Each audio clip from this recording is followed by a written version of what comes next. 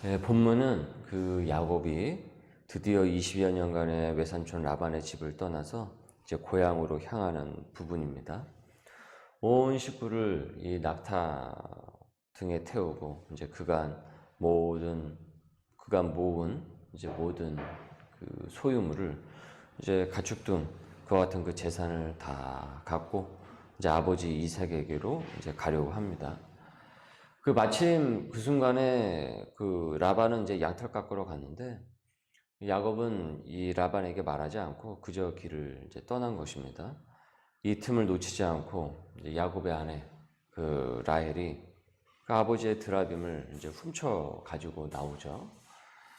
드라빔은 그 가족 수호신이라고 해서 대개 사람 모양 또는 이제 짐승의 모양으로 만든 우상이라고 생각하시면 됩니다.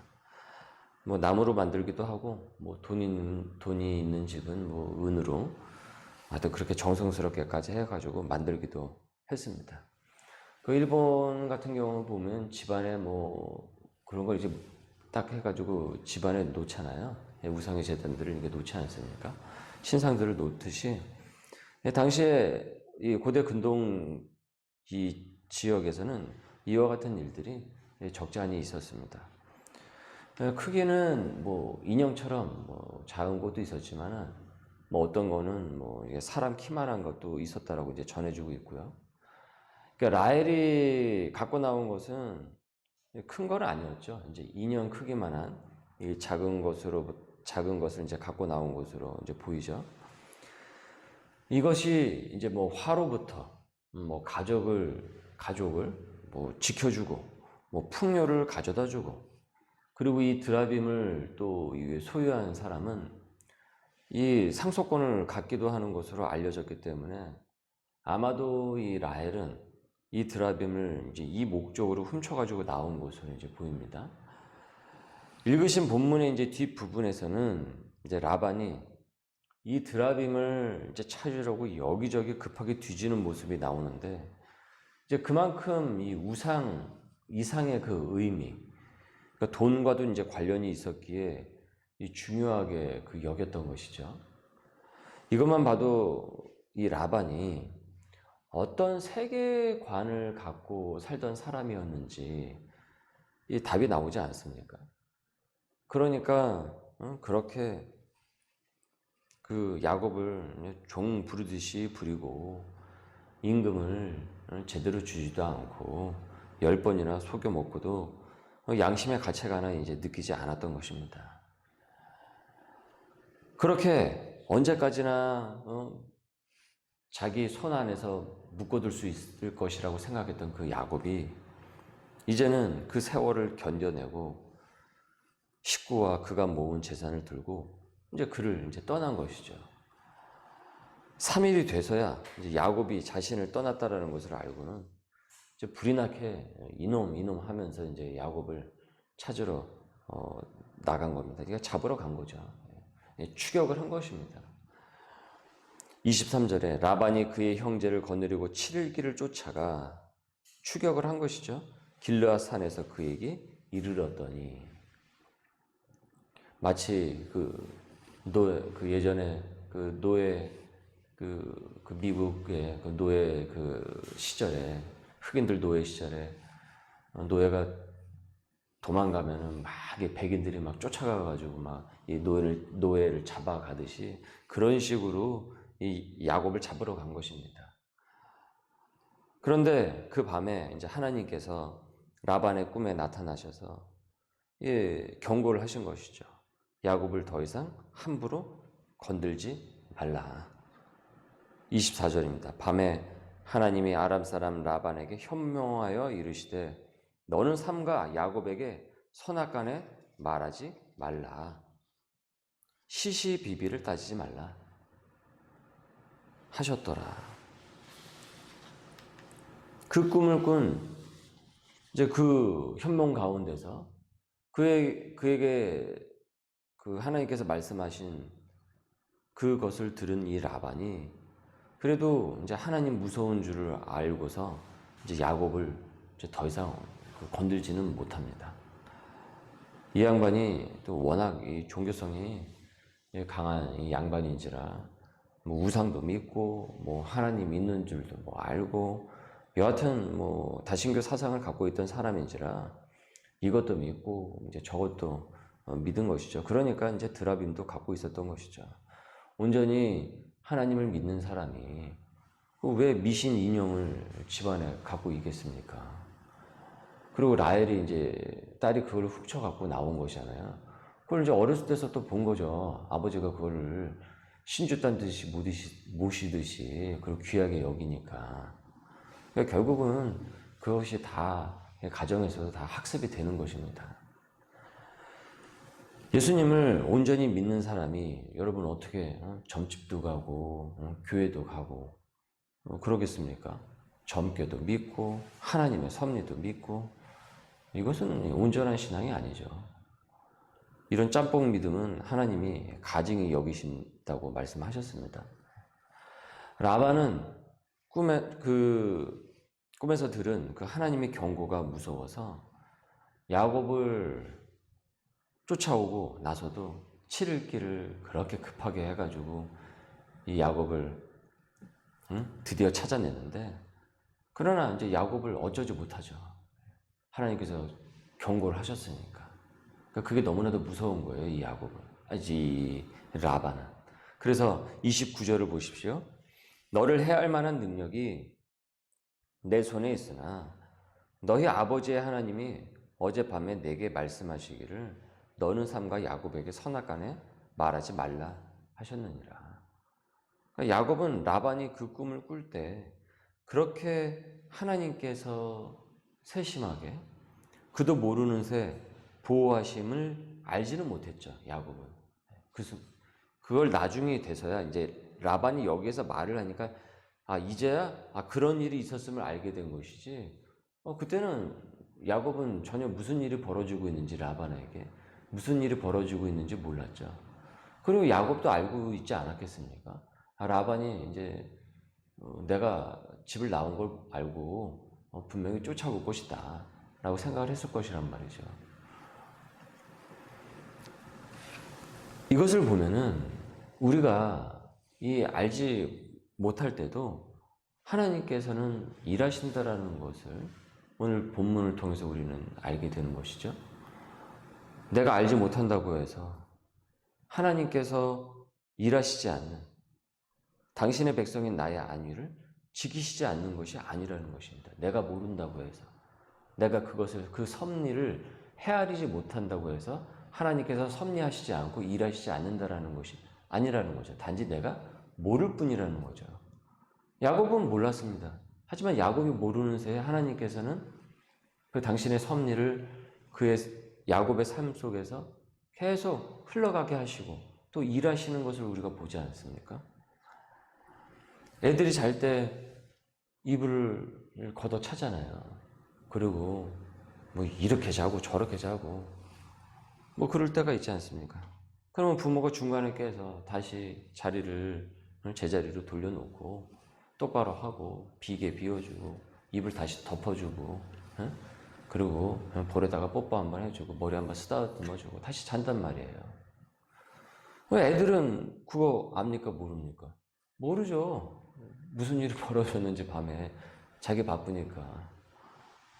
그러나 부모의 보살핌은 애들이 자고 있는 중에도 있었던 거예요. 아이들이 자고 있었던 중에도.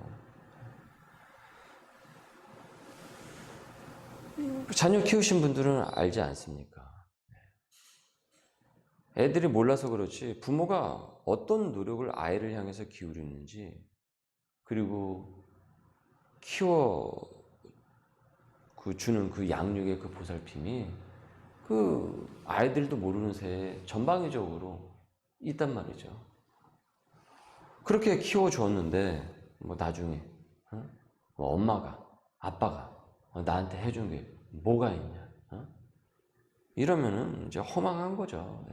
버리장머리 없는 것이고 어떻게 키웠는데 부모 입장에서는 참 억장이 무너지는 얘기 아니겠습니까?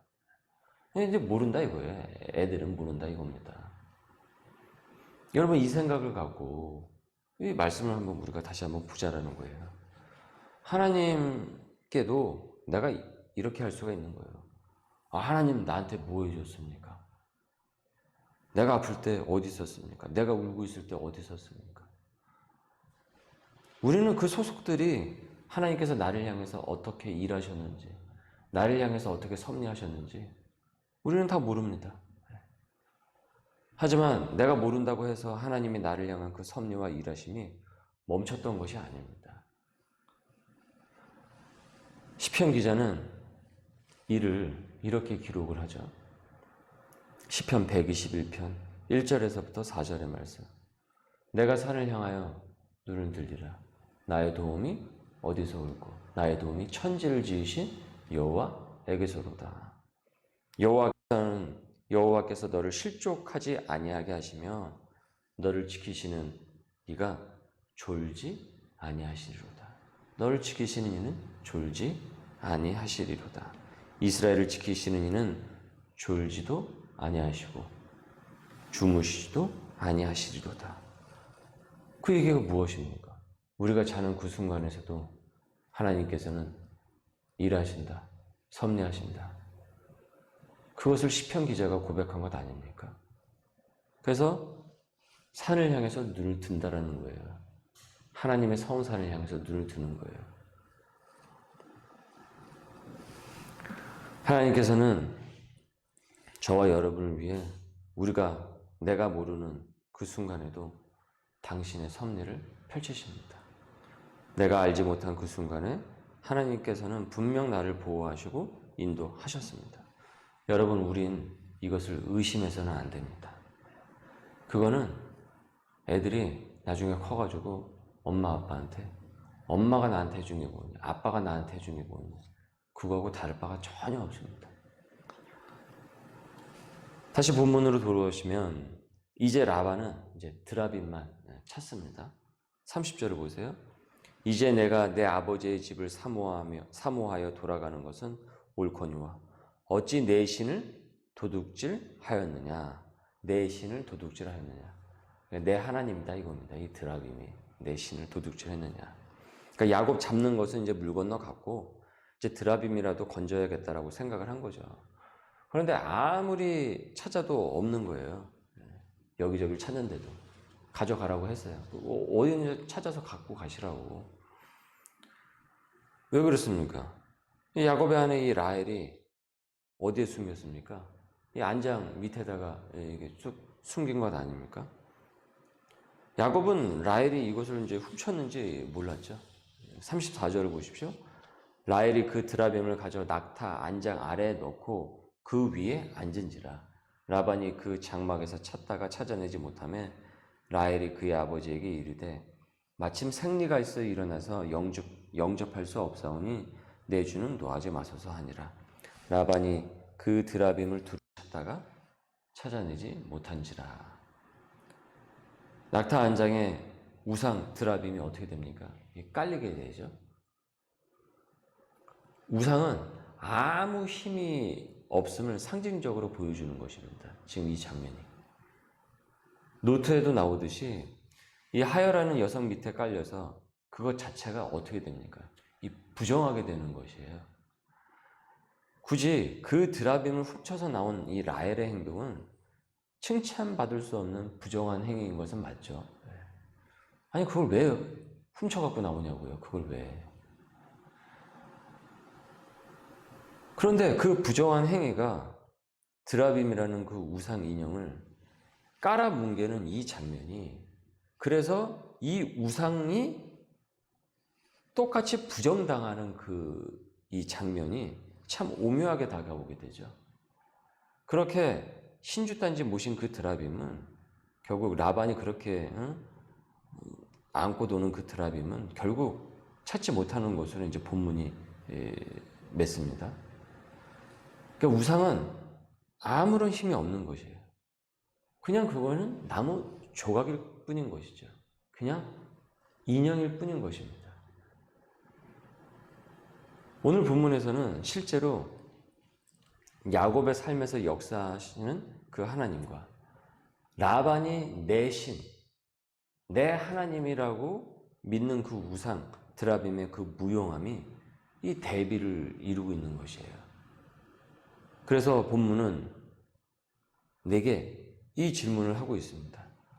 내가 하지 못하는 그 순간에도 나를 향한 그 하나님의 일하심과 섭리를 우리는 그것을 신뢰를 하고 있는가? 라반처럼 아무것도 아닌 그 우상의 것에 의미를 부여하면서 그래서 거기에 영향을 받아가지고 그것을 애써 찾으려고 헛된 노력을 기울이는 것은 또 무엇인가? 그래서 하나님도 믿는 것 같고 저것도 믿는 것 같고 이것도 믿고 저것도 믿고 혹시 내 신앙과 믿음이 온전한 하나님을 향한 온전한 그 믿음이 아니라 여기저기서 섞여 있는 작은 그 인형, 아무것도 아닌 그 나무 조각 같은 그 드라빔이 여기저기 같이 섞여 있는 것은 아닌가? 이것을 오늘 말씀은 우리에게 질문하고 있습니다. 여러분 노트에 오늘의 이 말씀을 곰곰이 묵상을 하면서 적어 나가시고 이 질문에 한번 기록을 하시길 바랍니다. 오늘도 나를 인도하시는 우리의 하나님의 그 섭리를 믿으면서 내가 자는 중에도 일하시는 그 하나님의 섭리를 믿으면서 또 승리하시는 또 귀한 하루가 될 수 있기를 그 같은 하나님의 백성이 될 수 있기를 주님의 이름으로 소망합니다. 기도하겠습니다.